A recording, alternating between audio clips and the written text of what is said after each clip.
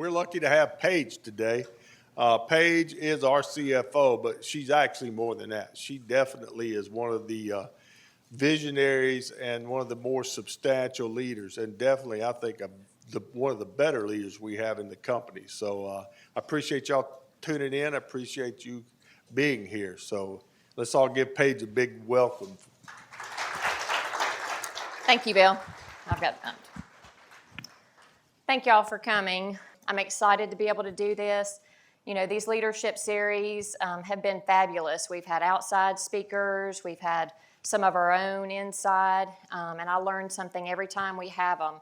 And so I'm just excited that Radiance supports this and does this. So I hope you take away a little nugget of something from mine today. So I wanted to just briefly go over the agenda. I'll talk a little bit about myself, give you a little bit of history of my career path, and then I'll go into some what I think are keys of leadership. Again, these are just things that I've experienced through my career. And then finally, we'll have questions for Bill and Tim to answer at the end. So I grew up in Decatur, Alabama. It's about 30 minutes from here. Not far. I did my education, my undergraduate at University at Home down the street. I actually started in engineering and took Fortran and said, this is not for me. And quickly switched over to the business school, got my degree in accounting. My junior year, I was informed that the state of Alabama changed their CPA rules, and I now had to go to school for more credit hours to be able to sit for the exam. So then I took off and went to the University of Alabama in Tuscaloosa and got my Master's of Accountancy there. Roll Tide. Following that, I did sit for the CPA exam and got that in 1998. I was working with Deloitte at the time, so I spent about 5 years working with Deloitte in Birmingham, and then my family and I moved back up here to the Huntsville area and worked with Beeson and Alley for about 5 years. So I was on the public accounting side for about 10 years total. I did work on government contractors, and a little fact, I did do Radiance's audit way back in the day. So it was kind of neat to come full circle and then be able to come work for the company. After getting out of public accounting, I switched to the industry side, started with a little company called Belzon. And I was there about 5 years. They got bought out by LMI, which is a company out of Virginia. And at that time, I then joined Radiance as the Director of Accounting in 2015. After that, 2019, I was promoted to CFO when Scott left. And I have just loved working here. I love counting beans for you guys. I love reporting things for you guys. I love talking about our financials, love talking about our company, and so I have just thoroughly enjoyed this job. I'll tell you a little bit about my why, right? Everybody's got to have a why. You've got to have something that drives you, something that motivates you. You need to know what your why is. My goal, ever since I was back in my 10 years of public accounting, was to be a CFO of a small government contractor. I don't know what we'll do when we turn large, Bill, but we'll figure that out. But that's always been my goal, and so I'm just enjoying being in that role. My love is my family, and so God blessed both my husband Brett and I with 3 kids. Garrett is a sophomore at Auburn, Roll Tide. Tyler is a senior at James Clemens, and he will be going to Auburn next year, Roll Tide. And Laura Kate is my 8th grader, and she's at Liberty. So I will tell you my other why, my passion, is that I love teaching people. I love working with them about financial statements, helping them understand how things work. That has kind of always been my passion. I did teach a little bit at UAH, the accounting class there, back when I moved back up here. And so that's just kind of been my why, being able to help people understand, people that have been in circumstances that I have been in, being able to share those experiences. So that's a little bit about my why. So when Jamie came to me and she said, Paige, I'm going to tell you, Bill wants you to do the first quarter leadership. And I'm sure she saw the look in my face and she was like, it's going to be okay. It's going to be okay. I just want you, Paige, to speak from the heart. I just want you to be authentic. So this may not be any good, but it's going to be authentic. So I did not go out and read any books, and I'm not going to summarize any theories here for you. This is just from my heart, experiences that I've been through, my limited experiences, but this is just from my heart. These are concepts and things that I have learned, I guess, along my career path. Not all of these work in all cases. They don't work with all people. They don't work with all circumstances. So just know that. But it has helped me through a lot. So I'll go through these and then we'll talk about them individually. The first one is manage with your head, lead with your heart. The second one is work like it is not about you, work like it is up to you. The third is leading managers, let them lead. The fourth is lead with authenticity, respect will follow. And the last is people don't quit companies, people quit managers. So we'll go into the first one, manage with your head, lead with your heart. You know, it takes both, right? There's different processes to both. But when you're making decisions, when you're going through the problems, you need to consider both. These are two quotes. I can't see these. A good head and a good heart are always a formidable combination, and gifted leadership occurs when heart and head, feeling and thought meet. These are the two winds that allow a leader to soar. So from the head perspective, that's your logic, that's your thought, right? I mean, those are the things that, the processes that you go through, the steps that you go through. There's no real emotion here. It's just, I need to do step 1 to get to step 2. It's just what you need to do to get that accomplished. This is just part of our daily job. A lot of it is process-based. It's based on your technical expertise, your knowledge, the things that you've experienced, but there's no emotion in that. The second piece of that is the heart piece. This is where your compassion is, your feelings are. You've got to understand your employees. You've got to know where they're coming from. Get to know them personally, their kids, their spouses, what they like to do, what motivates them, what's their why are they here. You need to do things to encourage them. You need to know, do they need that attaboy, or are they going to be okay working independently and don't have to have you come in and always over their shoulder encouraging them.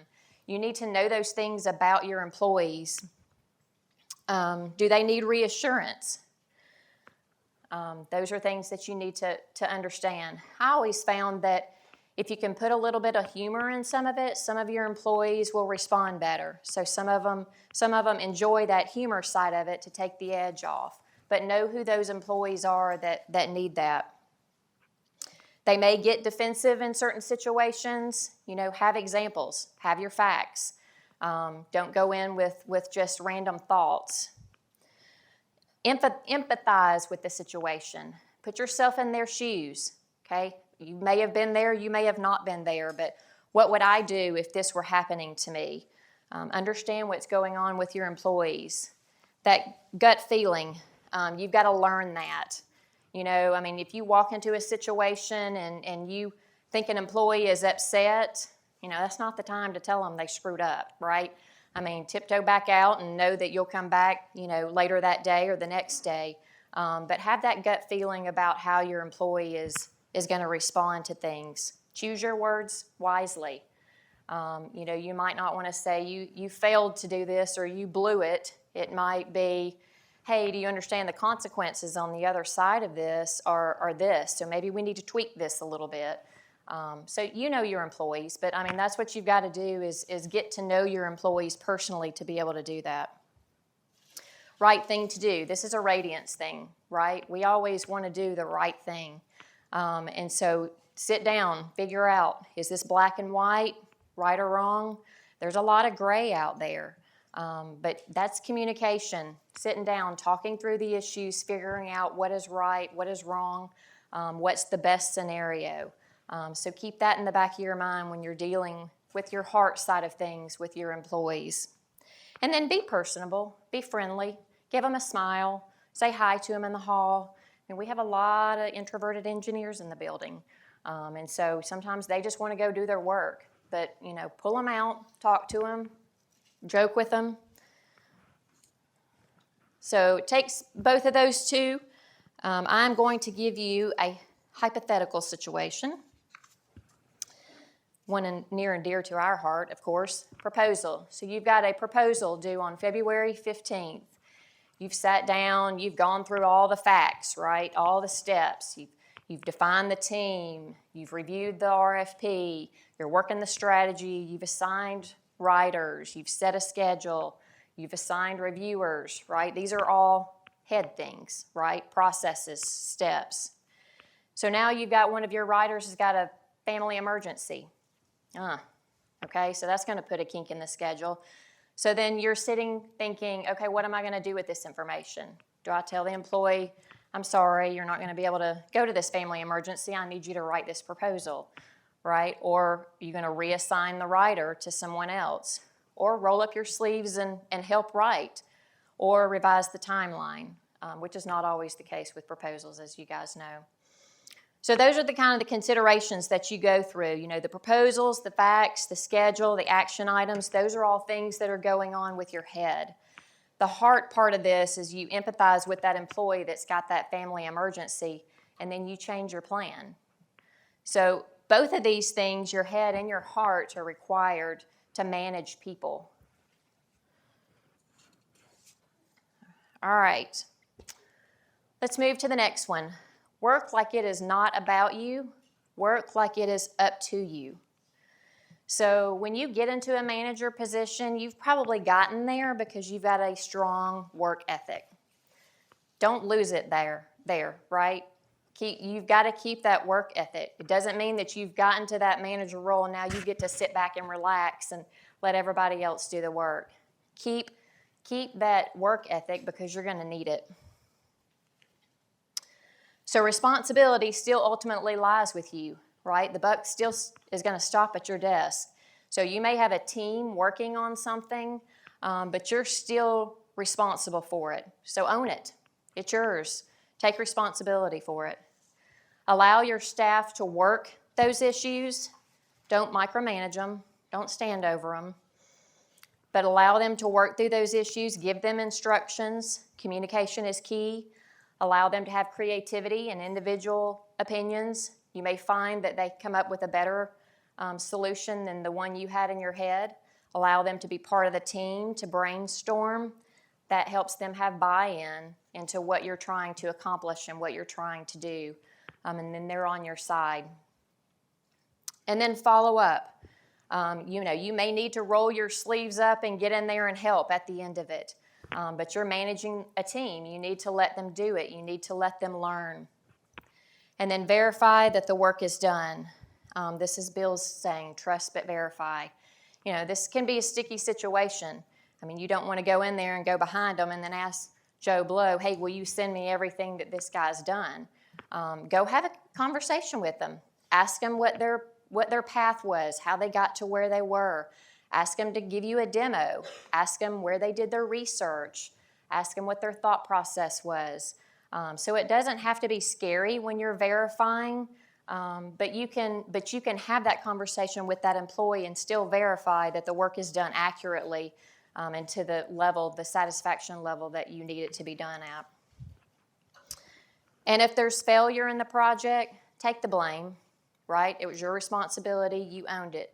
Your team may have done something, but you ultimately, at the end of the day, are the person that owns that. And so your team needs to know that you're behind them and that you're going to own it. So don't start pointing fingers. My rationale has always been, all right, guys, let's fix it. We're going to learn from it. What can we do to get it right, and then later go back and analyze what went wrong, why, let's talk about it, and make sure that it doesn't happen again.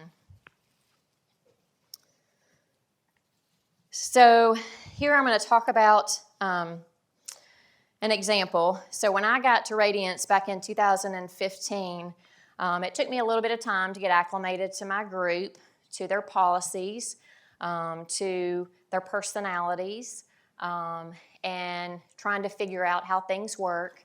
Shortly thereafter, I came to them and I said, hey guys, let's go paperless. And I got such pushback initially. They're like, what? We've always done it this way. Why do we need to go paperless? I mean, we've got a process, we've got everything. And so it took me a while to, sit them down, have a conversation with them. Hey guys, let's brainstorm through this. What if these files were stored here, and when the auditor came and asked for an invoice for XYZ company, you could just go to the file structure and pull it out instead of going to the filing cabinet. So I talked through that with the folks. What all could we go paperless? What makes sense to go paperless? And so got them in, finally got buy-in from the team on it, and then let them work the project, let them work the individual processes. Stepped in, verified, how are we doing? What did you guys think you want to do on this? And at the end of the day, it was their accomplishment, and we made it. And I had, we had pushback in the beginning, and after the project was done, I had several of them come up and say, Paige, I didn't think we were going to do it. I didn't think we could get there, but this is going to be a huge time savings for us. And so, that's just an example of a project that was successful. They don't all turn out successful, especially mine, but it was a good experience for me and the team, and they did a great job. It's a team effort. Just keep that in mind. It is always about the team. It's not about you. You may be leading the team, but at the end of the day, who did the work? Who got it done? And it is your team. Have humility. Give credit to your team. Acknowledge them in public, in front of each other. That builds up their morale and makes the team realize the contributions that they make do have an impact. All right. A leader is best when people barely know he exists. When his work is done, his aim fulfilled, they will say, we did it ourselves. That's the kind of leader you want to be, so that your team does the work, gets the recognition, and they're proud of their accomplishments. All right, we're going to watch a video. I can't promise you that I will bring you all home alive. But this I swear, before you and before Almighty God, that when we go into battle, I will be the first to set foot on the field, and I will be the last to step off, and I will leave no one behind.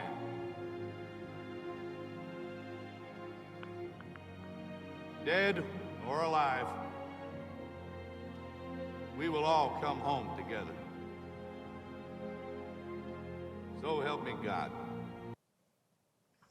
All right, I love some Mel Gibson, but maybe that was a little extreme example. Maybe we are not having people die on us, but I love the passion that he says. He understands it's his responsibility. He owns it, and he knows that the buck stops there, and he's going to work with his team to get there. All right, next topic. Leading managers, let them lead. So the previous discussion that we talked about was sort of leading a team. So this is kind of from a perspective of you're leading other managers. So a little bit different perspective. So my first recommendation is just to give them clear guidance. Communication is key here. Give them the information that you have. If you know due dates, project requirements, expectations, be sure to communicate that to them so they understand that.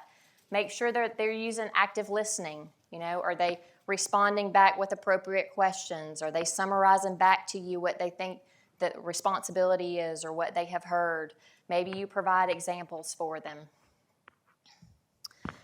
So these are all things that are important. The most important thing then is let go. Back out of that. Okay, don't micromanage. Let them do it. What can happen here, right? They can come out and they can have a better product than you thought they were going to have.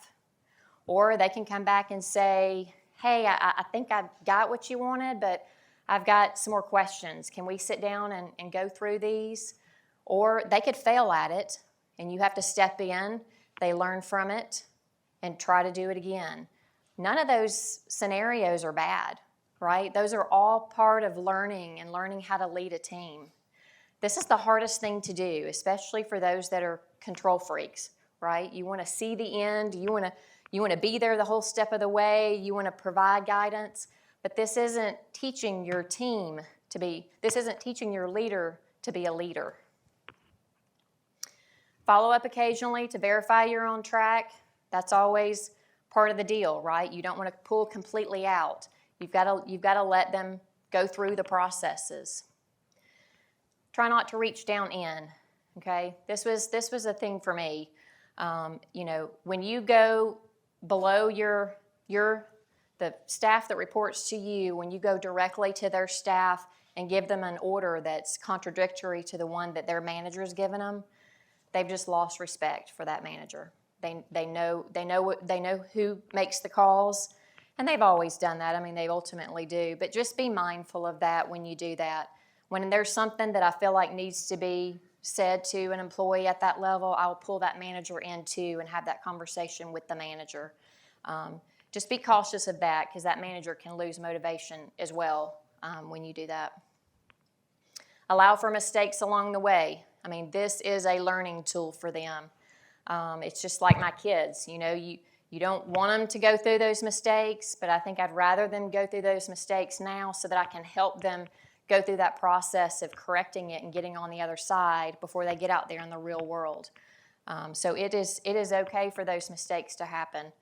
Use them as a learning tool. So discuss the outcome and the results. I think we use the word hot wash. Go back, evaluate what went well, what didn't go well, talk about it, communicate about it, learn from it. Sometimes we don't have the luxury to let those mistakes happen. If we don't, increase your communication, increase your follow-up, just have more communication, more check-ins along the way if failures are not an option.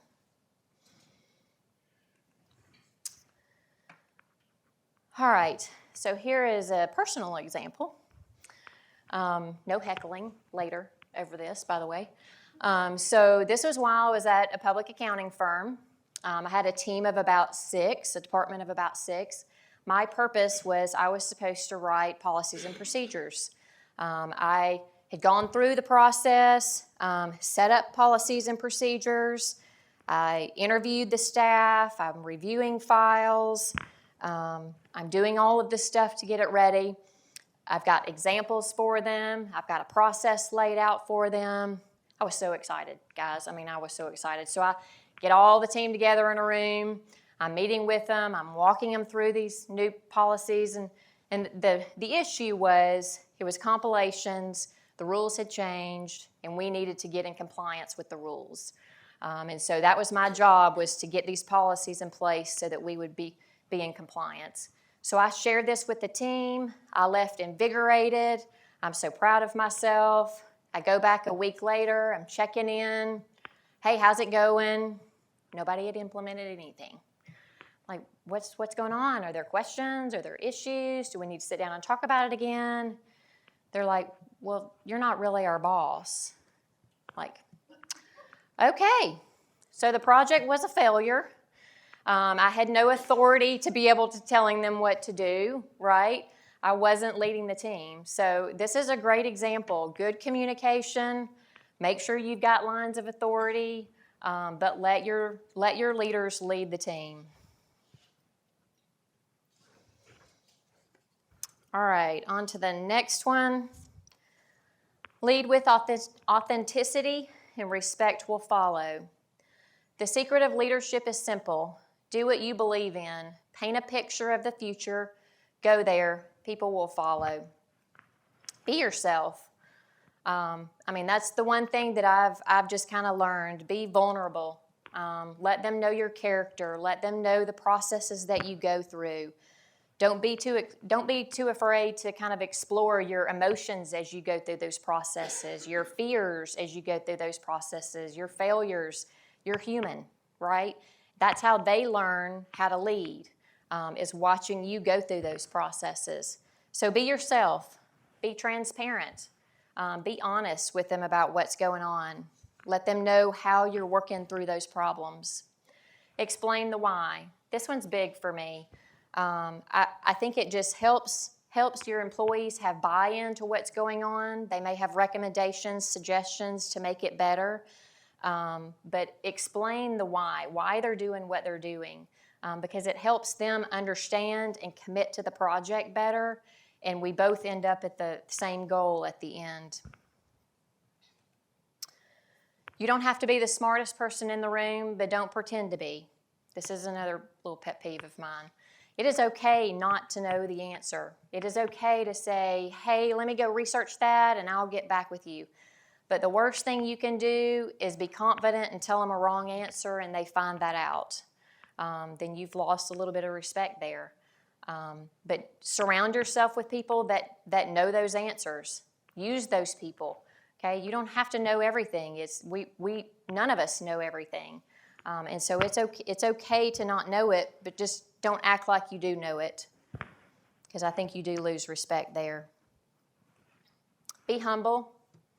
I mean, that's kind of been my mentality through my years. Just be humble about things. Give others the recognition. Own your mistakes. Okay, that's another one that's huge for me. It's okay if you make mistakes. We all are going to make mistakes, but own them. Hey, guy, I'm sorry. I messed up here. Let me fix it. You gain more respect out of acknowledging that you've screwed up than if you were to hide it and be like, oh, well, I didn't really think that I'd messed up, or I don't know where that came from. It must have been Susie that gave me that. Own it. It's yours. You're responsible.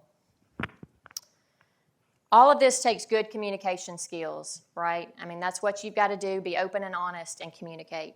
A good leader is a person who takes a little more of his share of the blame and a little less of his share of the credit.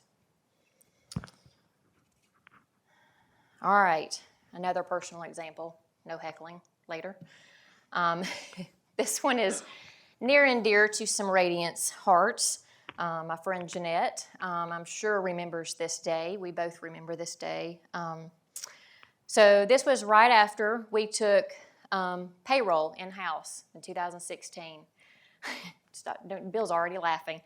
And this was the second payroll run that we did in-house. It was January 25th paycheck. And I sat down with Jeanette, and we go through and we upload the bank file to the bank.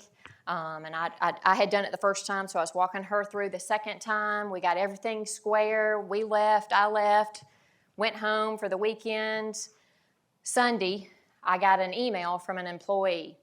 I normally see my direct deposit pending the day before payday.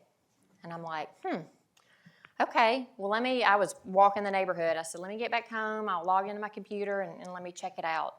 Y'all, I thought I was going to die.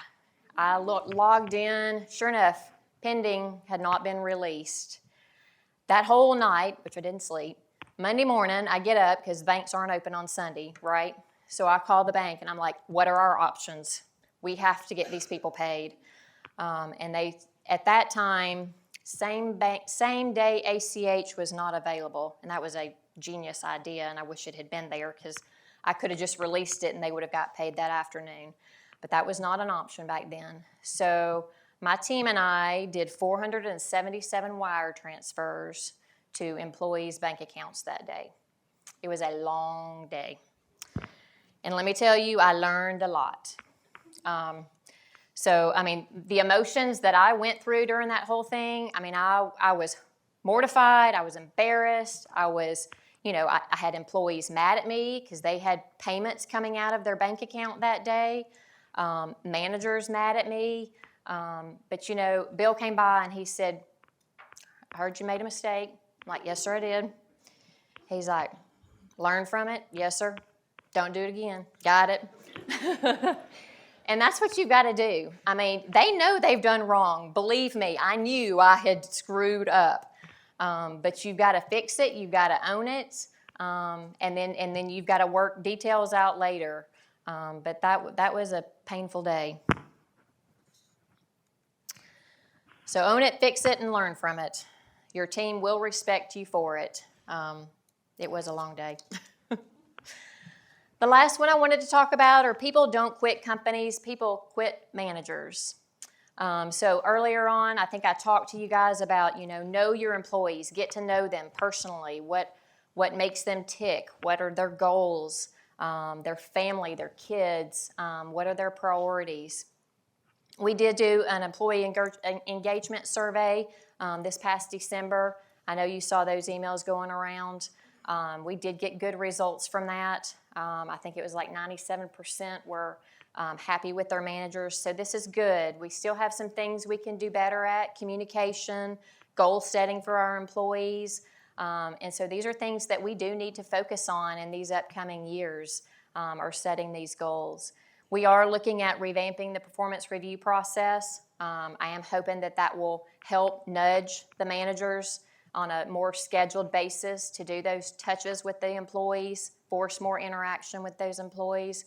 But you've got to know your employees. You've got to communicate with them. Involve your employees in a solution. They want to be part of a team. They want to be part of the solution. Get their suggestions and brainstorming with them, all that kind of stuff. It's important to involve them in that.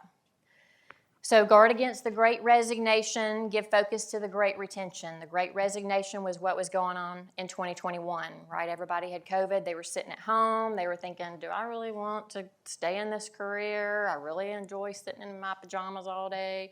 And so people left their jobs and changed careers. A big portion of society did. We didn't see that here as much at Radiance, not in our industry, but there was some turnover. We did lose some people to a different career path. This year, the focus is the Great Retention.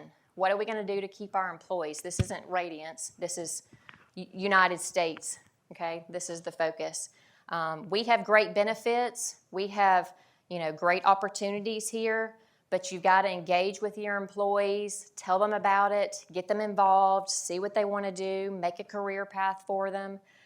Those are the things that we can focus on retaining our employees. This was from a few surveys that I pulled, a few research articles that I pulled on just what your employees want today. Communication was key. They want to understand what's going on. They want to know what to expect. They want to know what the company is doing. They want opportunities for growth. They want a career path. They want to be part of a team. They want an engaged manager. They want somebody checking in. How are you doing? Let me show you how to do this. A sense of responsibility and autonomy. This is that piece earlier that I said, communicate well, get them trained up, and then let them go. Let them go do. Let them go try. They may fail, and that's okay. That's part of the learning experience. But give them some of that autonomy to be able to do that. A work-life balance. I think we do a great job of that here at Radiance. We do have people teleworking. We do have people doing flex schedules. People, they've got emergencies, they can leave. You guys do a great job with that. But keep that up. Keep the focus on that. We all have other things outside of work, right? Other priorities. Recognition, this goes back to give them the credit. Do it in a public setting, do it in a group setting, but they want to know that they've done a good job, and they deserve that recognition. Perks and benefits. Radiance has a lot of this compared to other companies. Use it, talk to them about it, tout it. Our 15% profit sharing match, that's huge. Meaningful work. They want to know that what they're working on is going to have some kind of impact. Talk to them about that. It may be something that they're doing is mundane. It may be that they're doing data entry. But talk to them about how that feeds into a bigger solution that does have a bigger end to it, so that they know that what they're doing does matter. It does have quality in it. All right, and then I pulled this list of good boss, bad boss, and we're not going to go around the room and tag everybody with what they're good and bad at, but, you know, it just is an example of, you know, if you're a good boss and you do these things, your employees want to do a good job for you. They're going to want to work for you. But if you do some of these things on the bad boss list, then they're probably going to go find another job. I mean, ultimately, Radiance has great benefits. We have a great company, and that keeps some people here. But what research is showing is that if your manager is difficult to work with and you don't like working with your manager, they're going to go find somewhere else to go. And so just be mindful of that. Stay on top of it. Stay in communication with them, and think about those things. I'm getting close, guys. You are doing great. Everybody's staying awake. So what can I do right now? Find a mentor. I mean, I have been privileged to have several mentors in my life, and the one I have right now, he is incredible. I mean, I have learned a lot from him. He is solid. But ask Radiance University if you're interested in finding a mentor here at Radiance. You know, ask Jamie to see who is out there. Select a mentor. Find one in your industry, in your community, at your church, in your family. Just find a mentor that you like what they're doing. You want to pattern some of your ways, like what they're doing, because they've been successful. And then just ask them. It doesn't have to be a formal relationship. It doesn't have to be an hour meeting every week. It can be whatever you want it to be. But use those mentors as sounding boards when things come up. Read leadership books. Bill loves to read leadership books. And then they typically end up on my desk and Tim's desk. And they're good books. I have not read a ton of them, but the ones that I've read, I like John Maxwell, I like Simon Sinek. They've both got a great deal of books on leaders, on leading leaders, you know, all kinds of different topics. So I would encourage, you know, go out there, Google. There's a ton of leadership books out there. Learn from your mistakes. You're going to make them. I've made a ton. But the important thing is that you learn from them and you don't repeat them. You might make a mistake in a different way the next time, but don't repeat the same mistake. That's the key thing. So learn from your mistakes. Be flexible. Be open to change. If you're not, then you're going to get left behind, because what happens at Radiance, there's change all the time. You guys know that. I mean, there's something changing.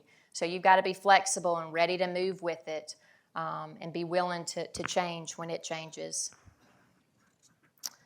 Well, I thank y'all for listening to me. Thank you for coming. And we'll open it for questions. If you've got a question in the room, let us know. We'll get the microphone to you. And while we're waiting on that, Paige, I've got a question for you. What advice would you give to people who are just starting out in their careers, who aspire to be a leader? I think I would say, you know, start with a strong work ethic. Come to work, be on time, show that you want to be here, ask questions, be enthusiastic about it, offer your opinion. Just have a good work ethic, because I truly believe that a lot of the leaders come from people that you've seen bust their butt, right? And they care. And so to me, I'm thinking if you're starting in that realm and you're early on in your career, just have a good work ethic. Have good communication. Communicate with your leader about what you want to do, where you want to go. I think I would say that.